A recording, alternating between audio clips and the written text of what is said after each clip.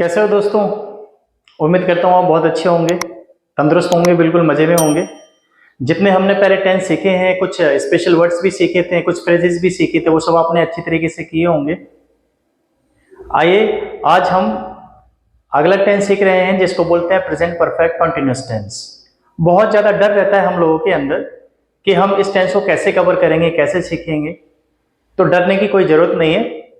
आइए इसको बहुत आसान तरीके से हम इसको सीखते हैं। देखिए आज हम सीख रहे हैं present perfect continuous tense. Present perfect continuous tense क्या होता है? देखिए मैंने हिंदी में लिखा है, वाक्य के अंत में रहा है, रही है, रहे हैं ऐसा आता है और साथ में समय का लगातार प्रयोग भी होता है। सिंपल कंटिन्यूअस जब हम बोलते हैं तो कैसे बोलते हैं? वह कॉलेज जा रहा है, वह खाना खा रहा है। लेकिन जब हम इसको प्रेजेंट परफेक्ट कंटिन्यूअस टेंस बनाएंगे तो दोस्तों इसमें क्या करेंगे, इसमें हमें समय का इस्तेमाल भी करना पड़ेगा। जैसे वह सुबह से खाना बना रही है, वह 2 बजे से बच्चों को पढ़ा रहा है। देखिए अगर हम इसके नोट्स की बात करें तो देखो नोट्स में क्या लिखा है मैंने।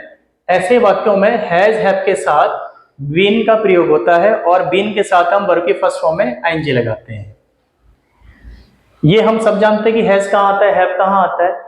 ही शी इट या एक वचन के साथ हैज आता है, ये हम पहले सीख चुके हैं। और आई वी यू दे या बहुवचन के साथ हम हैव लगाएंगे। अच्छा, इसमें जो समझने वाली बात है वो क्या है कि सिंस कहाँ लगेगा, फॉर कहाँ लगेगा, तो वो भी मैंने बहुत आसान भाषा में लिख दिया है, बहुत अच्छी तरीके से लिख दिया। देखिए क्या है, समय बताने के लिए सिंस या फॉर का प्रयोग किया जाता है। यहां तक कन्फर्म है कि हम जब भी कभी समय को बताएंगे तो या तो सिंस से शो करेंगे या फिर हम फॉर से शो करेंगे। अब सवाल ये उठता है कि सिंस कहाँ लगाया जाए और फॉर कहाँ लगाया जाए, तो आइए इसको समझते हैं।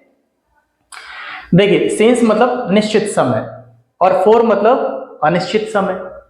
ठीक है, तो देखिए निश्चित समय मैंने क्या लिखा है, 1 बजे से, 2 बजे से, 3 बजे से, 4 बजे से। अगर मैं आपको कहूं कि मैं 8 बजे से बच्चों को पढ़ा रहा हूं तो एग्जैक्ट टाइम का आपको पता चल गया, एग्जैक्ट टाइम का आपको यहां पता चल गया, तो आप क्या बोलोगे? सिंस। अगर मैं आपको कहूं कि मैं 2 घंटे से बच्चों को पढ़ा रहा हूं तो क्या आपको पता चला कि मैंने कितने बजे से पढ़ाना शुरू किया? नहीं पता चला। अब आप जब कैलकुलेशन करोगे तो आपको पता चलेगा कि एग्जैक्ट टाइम क्या था। देखिए उसके बाद सोमवार से, मंगलवार से, बुधवार से, वीरवार से। हम सब जानते हैं एक हफ्ते में एक ही बार सोमवार आता है, निश्चित हो गया। मैं सोमवार से कोई काम कर रहा हूं, निश्चित हो गया, सिंस लगाएंगे। अगर मैं ये कहूं कि मैं 2 दिन से कोई काम कर रहा हूं तो क्या पता चला कि कौन से 2 दिन से मैंने काम करना शुरू किया? नहीं पता चला। तो इसके लिए हम क्या करेंगे दोस्तों? फॉर लगाएंगे। नेक्स्ट देखते हैं, जनवरी से, मार्च से, अप्रैल से, मई से, जून से, जुलाई से। एक साल में या 12 महीने में एक ही बार जनवरी आती है, 2 बार तो आती नहीं है।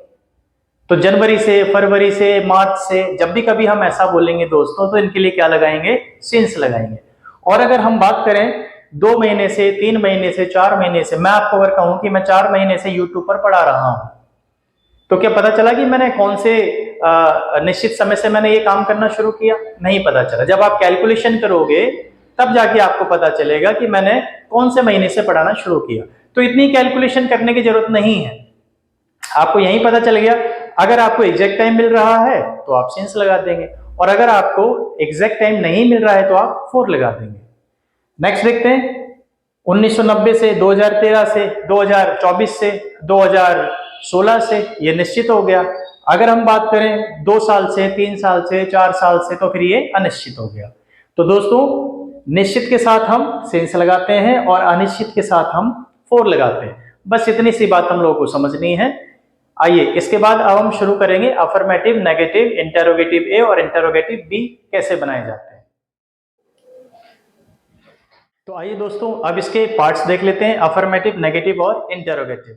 देखिए अफर्मेटिव में मैंने क्या रूल लिखा है, subject has, have, been, verb की फर्स्ट फॉर्म में आईएनजी, ऑब्जेक्ट सिंस या फॉर, उसके बाद टाइमिंग वर्ड्स। जैसे मैंने एग्जांपल में लिखा है, वह सुबह से अखबार पढ़ रहा है। अब देखिए इसमें समय क्या आ रहा है? सुबह से। एक दिन में एक ही बार सुबह होती है, निश्चित हो गया। क्या होगा? He has been reading the newspaper since morning. अब टाइमिंग वर्ड्स के लिए मैंने क्या लगाया? Since morning. अगर मैं ये कहूं कि वह 2 बजे से अखबार पढ़ रहा है तो 2 बजे भी निश्चित हो गया। कैसे बोलेंगे? he has been reading the newspaper since 2 o'clock।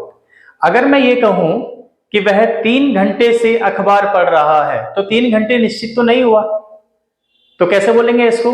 He has been reading the newspaper for 3 hours। मैं 2 बजे से बच्चों को पढ़ा रहा हूं। I have been teaching the students since 2 o'clock। अगर मैं ये कहूं मैं 2 घंटे से बच्चों को पढ़ा रहा हूं, तो कैसे होगा? I have been teaching the students for 2 hours। देखिए अब समझते हैं नेगेटिव। नेगेटिव में क्या करना है? ज्यादा कुछ करने की जरूरत नहीं है। जो हेल्पिंग वर्ब है उसके बाद हम नॉट लगा देंगे। देखिए मैंने रूल में क्या लिखा है, सब्जेक्ट हैज, हैव, नॉट। अब हैज हैव के बाद मैंने नॉट रख दिया। नॉट, बीन वर्ब की फर्स्ट फॉर्म में ING, object, since, for, timing words. इसी एग्जांपल को हम नेगेटिव में बना लेते हैं। वह सुबह से अखबार नहीं पढ़ रहा है। देखिए क्या हुआ, he has not been reading the newspaper since morning. मैं 2024 से कॉलेज नहीं जा रहा हूं। I have not been going to college since 2024। मैं 2023 से एकेडमी में क्रिकेट नहीं खेल रहा हूं। I have not been playing cricket in academy since 2023। मैं 10 साल से बच्चों को नहीं पढ़ा रहा हूं। I have not been teaching the students for 10 years। तो ये था नेगेटिव। तो अब समझते हैं इंटरोगेटिव ए और इंटरोगेटिव बी। तो आइए दोस्तों अब सीखते हैं प्रेजेंट परफेक्ट कॉन्टिन्यूअस टेंस का इंटरोगेटिव ए और इंटरोगेटिव बी। देखिए इंटरोगेटिव ए में क्या करना होता है, मैंने आपको पहले बताया कि जब हम कोई बात क्या से शुरू करते हैं तो हेल्पिंग वर्ब को पहले रखा जाता है।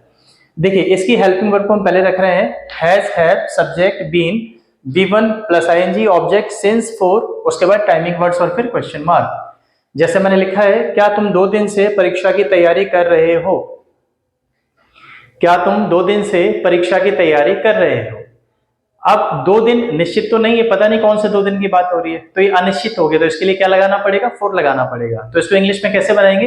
Have you been preparing for exam for 2 days। क्या तुम 2 दिन से कुछ लिख रहे हो? Have you been writing something for 2 days। क्या तुम 7 दिन से घूमने की तैयारी कर रहे हो? Have you been preparing for visiting for 7 days। अगर हम बात करें इंटरोगेटिव बी की, तो देखिए इसी में हमें क्या करना होगा, बस WH फैमिली और लगा देंगे। जो हमने ये रूल लिखा है दोस्तों, इसी में हम क्या करेंगे, WH फैमिली लगा देंगे, बस वो बन जाएगा इंटरोगेटिव बी। जैसे इसी सेंटेंस को हम चेंज कर लेते हैं। अभी हमने लिखा था क्या तुम 2 दिन से परीक्षा की तैयारी कर रहे हो। अब अगर मैं इसको ऐसे लिखूं कि तुम 2 दिन से परीक्षा की तैयारी क्यों कर रहे हो, तो देखो इंग्लिश में कैसे बोलेंगे इसको, Why have you been preparing for exam for 2 days।